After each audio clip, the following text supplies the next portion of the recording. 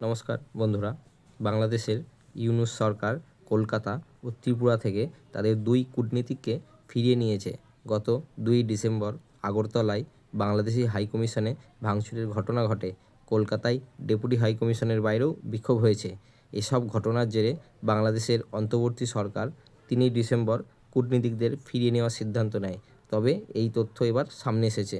কলকাতায় বাংলাদেশের ভারপ্রাপ্ত ডেপুটি হাইকমিশনার মোহাম্মদ আশরাফুর রহমান ঢাকা পৌঁছেছেন। তিনি বাংলাদেশ সরকারের পররাষ্ট্র উপদেষ্টা তৌহিদ হোসেনের সঙ্গেও সাক্ষাৎ করেন। আগরতলায় হামলা ও সর্বশেষ পরিস্থিতি সম্পর্কে আশরাফুর তৌহিদকে অবহিত করেন। ত্রিপুরায় বাংলাদেশি সহকারী হাইকমিশনার আরিফ মোহাম্মদ বর্তমানে ঢাকায় আসেননি। দুই কূটনীতিকই ভারতে চলমান বিক্ষোভের বিষয়ে রিপোর্ট করবেন।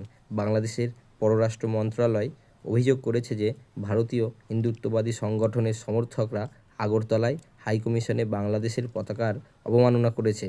তার চত্বরেও হামলা চালায়। 3 ডিসেম্বর বাংলাদেশ হাইকমিশন বন্ধ করে দেয়।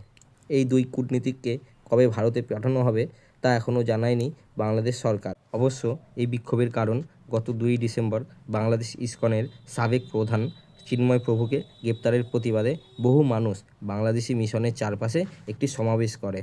অন্যদিকে আগরতলা কলকাতার ঘটনার প্রতিক্রিয়ায় বাংলাদেশেও বিক্ষোভ চলছে। বৃহস্পতিবার ঢাকায় ভারতীয় শাড়ি পুড়িয়ে ভারতীয় পণ্য বয়কটের আহ্বান জানান বাংলাদেশি নেতারা। চিন্ময় কৃষ্ণ দাস, এই ব্রহ্মচারীর আসল নাম চন্দন কুমার ধর। তিনি চট্টগ্রাম ইসকনের প্রধান। বাংলাদেশে চলমান সহিংসতার মধ্যে প্রধানমন্ত্রী শেখ হাসিনা 2024 সালের 5ই আগস্ট দেশ ত্যাগ করেন। এরপর হিন্দুদের বিরুদ্ধে ব্যাপক সহিংস ঘটনা ঘটে। এরপর বাংলাদেশি হিন্দু ও সংখ্যালঘুদের স্বার্থ রক্ষার জন্য সনাতন জাগরণ মঞ্চ গঠিত হয়। এর মুখপাত্র হন চিন্ময় প্রভু। সনাতন জাগরণ মঞ্চের মাধ্যমে চিন্ময় চট্টগ্রাম ও রংপুরে বেশ কয়েকটি সমাবেশে বক্তৃতা করেন। এতে হাজার হাজার মানুষ অংশগ্রহণ করেন। চট্টগ্রামের লালদিঘি মাঠে 8 দফা দাবিতে সমাবেশ করে সনাতন জাগরণ মঞ্চ। এতে বক্তব্য রাখেন চিন্ময় কৃষ্ণ দাস। এ সময় নিউ মার্কেট চকের আজাদি স্তম্ভে কয়েকজন ব্যক্তি জাফরান পতাকা উত্তোলন করেন। এই পতাকায় আমি সনাতনী লেখা ছিল।